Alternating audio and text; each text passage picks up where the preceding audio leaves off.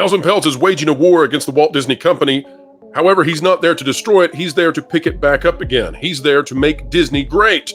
Bob Iger, on the other hand, well, he is not wanting Peltz on the board, or anybody else, including Jay Brasullo, the former CFO of Disney. But what is Peltz to do? How can he possibly convince so many shareholders that he's the man with the plan who needs to be on the board with Disney? Well, the only play he has at this time, and the only play that matters, is to destroy and devastate Bob Iger's legacy. Hey guys, I'm the largest shareholder in this company. The largest independent listen to me. I want to come back to that for a second, Nelson. Shareholder in this company.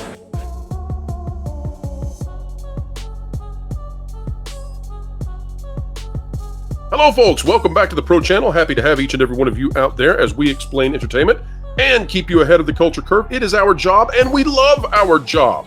Folks, thank you for being here.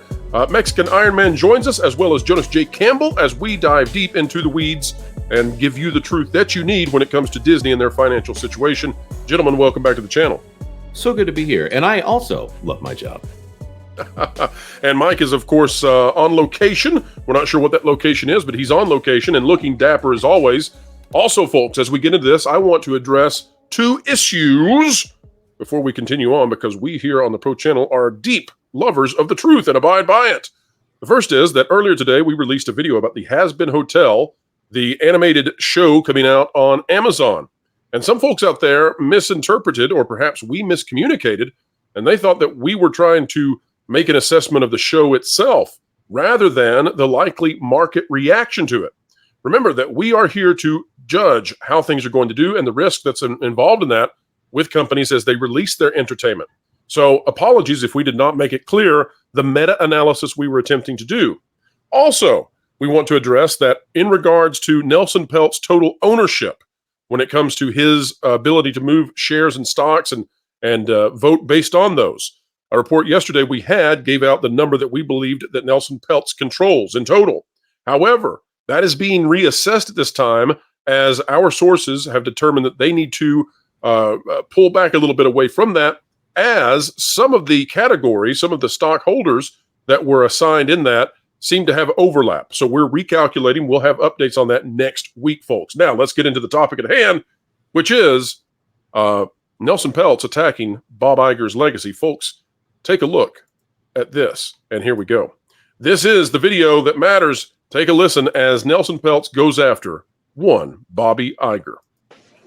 First of all, this board, from Bob to every independent director, has underperformed the S&P on every measure. 1 year, 3 years, 5 years, 10 years. How much more do we have to go? How long do we have to continue to suffer with this great board? By the way, they said I have no media experience. I don't claim to have any. All right, I want to go to Mike first on this one. Mike, what he's doing here is he's comparing Disney, and we talked about this yesterday, but folks, we need to dive deep into this. He is comparing Disney to the other top 500 companies, the S&P 500. Now, Disney is part of the Dow Jones. He's leaving that aside at the moment. What he is doing is he is speaking in a way that individual shareholders out there readily understand. He's speaking in a common language. He's not going into deltas. He's not going into ratios. He's just saying, if you hold stock in Disney, whether that's a single stock or whether you've got 100 or whatever you've got, you are gaining 6% off of Disney, and the S&P is gaining far, far greater than that. And then he's saying, it's not this year. It's not 3 years. It's not 5 years. It's not 10 years.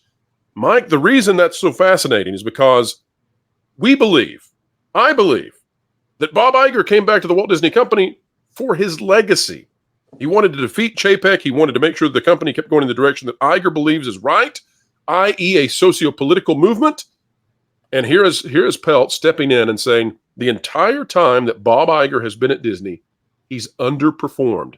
He is attacking the credibility and the pedigree of someone that people once thought was one of the greatest CEOs of the generation. Mike, your thought on how that'll play out?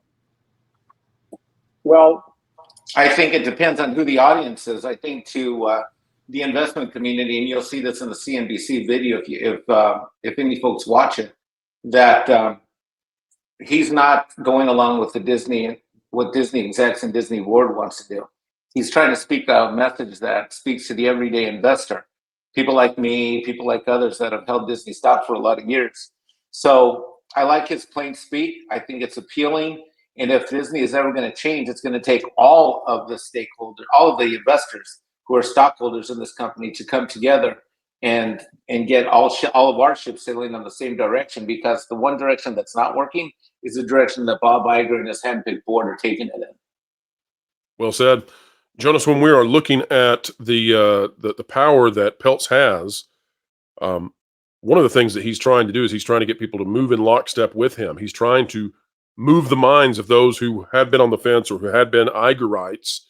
And as we're recalculating the power that Peltz has, one thing that we need to keep in mind is that he's doing this now. My understanding is that there will not be a vote on the board until April, which means he may gather quite a few more friends in the interim.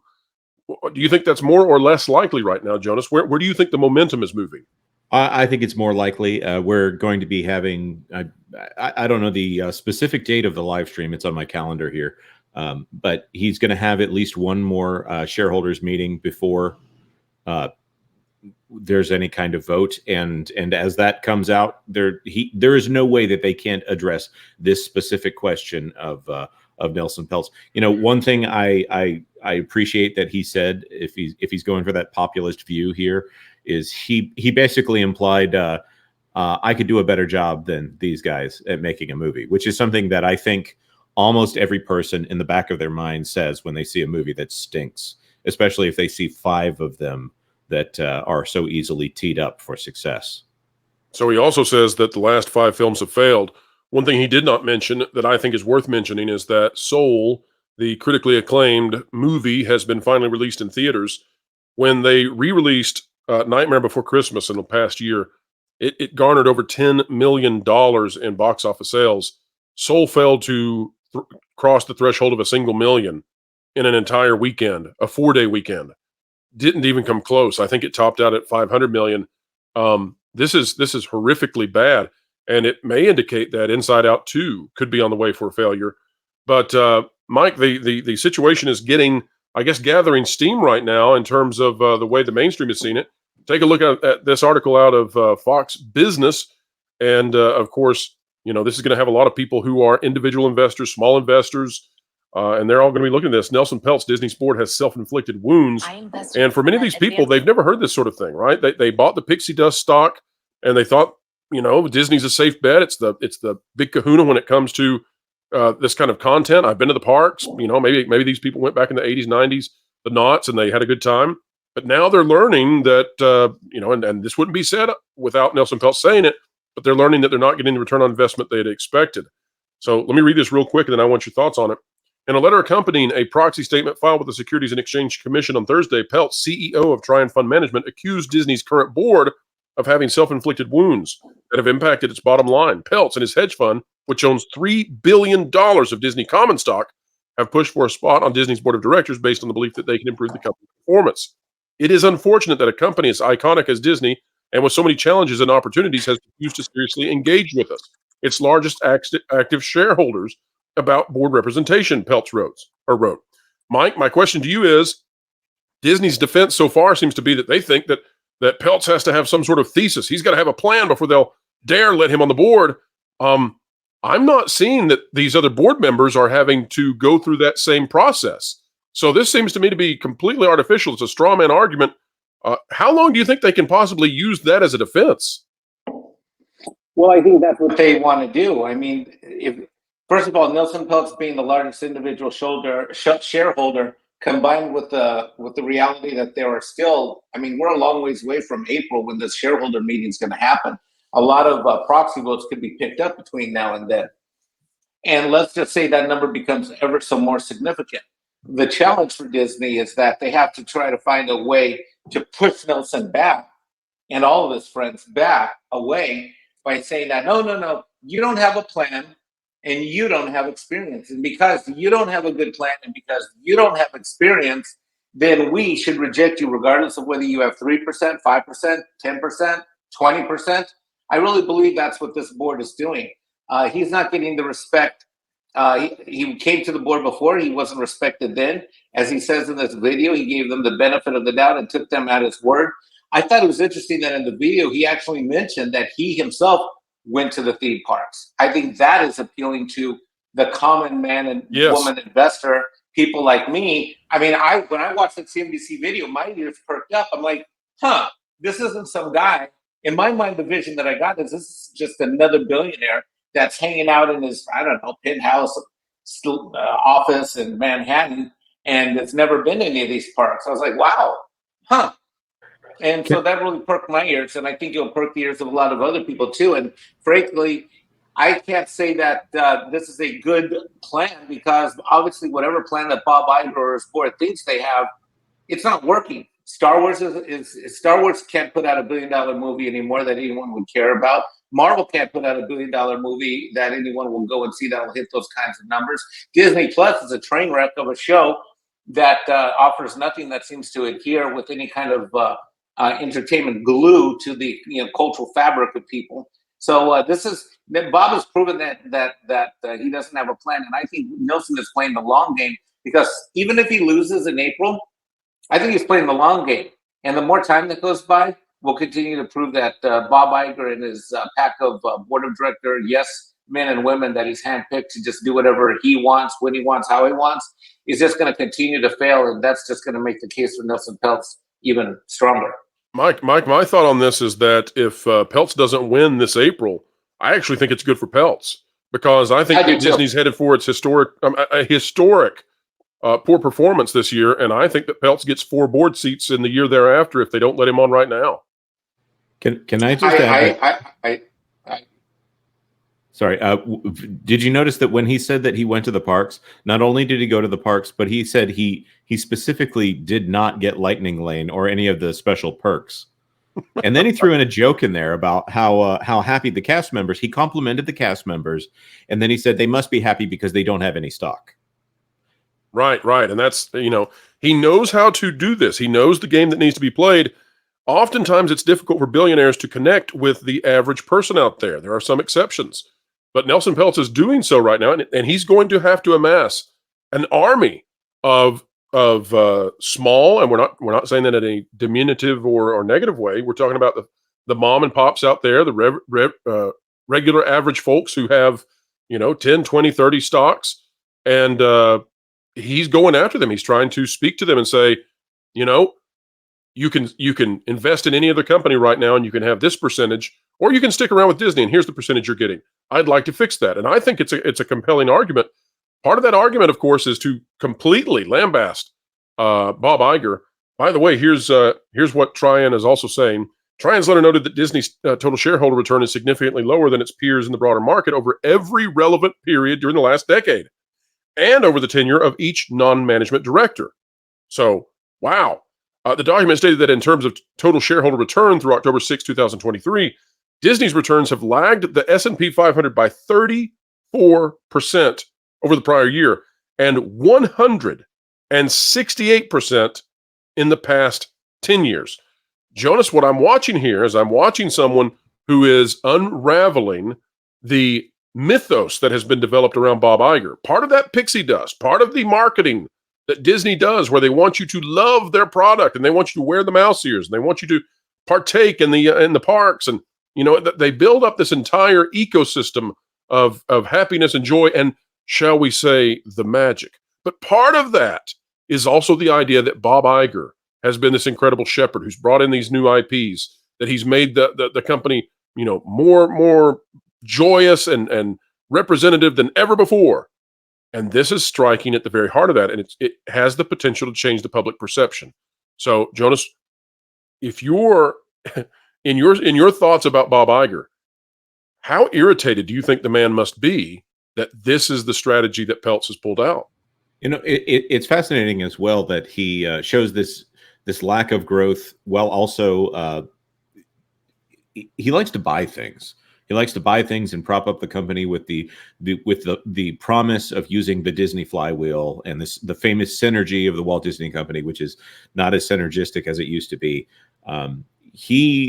he has his one move. He has one dance move, and now he can't do that one dance move because he's been called out for it. Because he's essentially promised he cannot buy another company, which they ought to.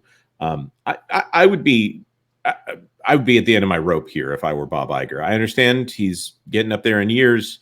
He had to take some time to deal with a health issue last year. I hope he is doing well health-wise, but coming back and having his entire legacy threatened, and the only thing that he can do to prop up that legacy now is to try to tear down Walt Disney's legacy. That puts him in a really bad spot because he has to attack the things that he has to attack the shoulders on which he stood in order to prop himself up right now. I don't see how he can defend his legacy because Peltz has put it out there for the world to see. You underperformed all the other companies on average. You're not the great, amazing mouse messiah that you were presented to be. Right. And that's escalated in the last few years in terms of the fall. Right. He could either be known as the guy who unified Lucasfilm and Marvel and Pixar under one umbrella, or he could be known as the guy who overpaid for Fox by $20 to $30 billion and sunk the Walt Disney Company. I'm sensing that Hulu might go the same way. I don't know to be sure. So, Mike, we need to wrap this up. Nelson Peltz claims that he is the largest shareholder. We assume that's the individual shareholder. Sometimes he says individual, sometimes he doesn't. As the largest individual shareholder, at the very least, which that stands true from the video we did yesterday, as the largest individual shareholder, at least at this moment, does Peltz deserve, therefore, a spot on the board? What's the typical way that companies handle this? Do they listen to their largest individual shareholder in most of these corporations, or do they shun them like Iger is attempting? Oh, without a doubt, if you own significant stock in any company, you're going to be listened to. That would be the case almost anywhere normally. That's not the case here. And I think that's because the Walt Disney Company is being run as the modern day Bob Iger company. You know, it's odd because the way that corporate governance is supposed to work is that you have shareholders, the stockholders of the company, who are the ones that elect the board of directors, and the directors decide who the officers are. So the officers, people like the CEO, like Bob Iger, they're supposed to work for a board, and that board is supposed to be a group of people that are basically, you know, the board of directors are basically the ones who are supposed to be the stewards of the company in terms of deciding what's best for the customers and the vendors and the corporate longevity. Instead, what happens is that all of this is flipped around at Disney, where we as shareholders are left wondering, when are we going to get a board of directors that are actually good stewards of the corporation? And when will we get members of the board of directors that actually are going to get us officers that are operationally going to run this company the right way? This is all politics, right, Mike? This is all ego. It's worse than politics because politics, you assume there's at least varying people that, in this case, I think this is all about ego, and it's all about one man's ego, and that man is Bob Iger.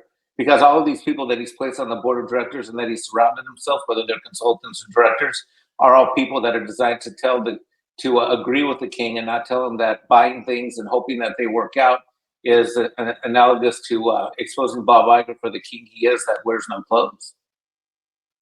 Well said. And Jonas, we also are aware that coming up in the next few months, we're going to see some different shareholders have their shares vested. That's going to change some calculations, especially if those shareholders throw in with Nelson Peltz. We'll see how that goes. But I want to thank both of you for being here today and helping walk through, I guess, what is this most grave damage that you can do to Bob Iger. The man has all the yachts he wants. He has all the fame in the world. He has achieved everything he wants to achieve in terms of his legacy with Disney, except for now all of that is called into question by someone who says, by the way, you underperformed every other company on average. Within your classification, and what an attack that is, and how angry Bob Iger must be that is the line of attack that Nelson Peltz is using. A very populist sort of approach towards taking control of the Walt Disney Company, or at least moderating it. All right, Jonas, what do you have coming up on That Park Place, the YouTube channel? Because there's going to be a lot more coverage. I mean, this thing is just beginning. Oh, well, first of all, tonight, if this is coming out on Friday, is it coming out on Friday? We're on Friday. We're right now. 10 p.m. tonight, Eastern time. I'll be doing a live stream. It'll be me, Culture Casino, Vash Guy, and I believe Andrew from The Legal Mindset will be joining us to break down as much of that proxy statement. Actually, I should say proxy statements as we can get through. And there's a third one that's now entered the mix. And I don't mean to rag on someone on the internet, but that third proxy statement is pretty hilarious. So just tune in here to That Park Place at 10 p.m. Eastern time and chat it up with us as we go tear down all the things that Disney is trying to spin. So, and we would say where you can find Mexican Iron Man, except that you'll find him basically on any channel that you love because he's there making sure those channels run greatly. Mike, thank you for all that you do. And thanks for having me. Absolutely. And folks, remember, if you'd like to help Disney find a new direction, you're going to need a thesis, unless they want you to be on their board, and then you don't need a thesis, apparently. Funny how that works. All right, folks, it's time for you to drop a comment down below. Let us know your thoughts. Share with us what you think about the shareholders and which way this is going to go. Does Peltz get it this year or next? We're not gonna put it any farther past that. I think Disney's on the downhill, so let us know this year or next. We'd love to hear your thoughts. Also, folks, like, share, subscribe, and when you click it, you stick it to the algorithms. It's the notification bell. We hope to see you over the weekend. We have more big news coming, including that the attempts to boycott J.K. Rowling and the Harry Potter franchise have utterly, miserably failed, and we will break that exclusively here on the channel over the weekend. Don't miss out. Be right here. We'll continue explaining entertainment and keeping you ahead of the culture curve. So, folks, as we always say, and we mean it, wherever you are, whatever you're doing, keep learning, keep growing, and keep having fun. Huh. Hey, Floral. I just wanted to let you know I have a New Year's resolution. Okay. Although, I don't want to say it. It might be like a wish. If I speak it, I'll break it. Usually a resolution is spoken out loud so you can be held accountable to it. Like, my resolution is to go to thatparkplace.com and be ready to see its new facelift, and to make sure I'm always subscribed to guys like Jonas and Pro, Culture Casino, Lorena Creole, John Trent, you know, all of them. Well, I actually got Slade Wilson to also make a resolution. What's that? I'd get in too much trouble if I repeated it. He took it way further than I feel comfortable repeating. Well, that's probably a good call. But, what's yours? It's not to say anything mean about Jonas. How do you plan to do that?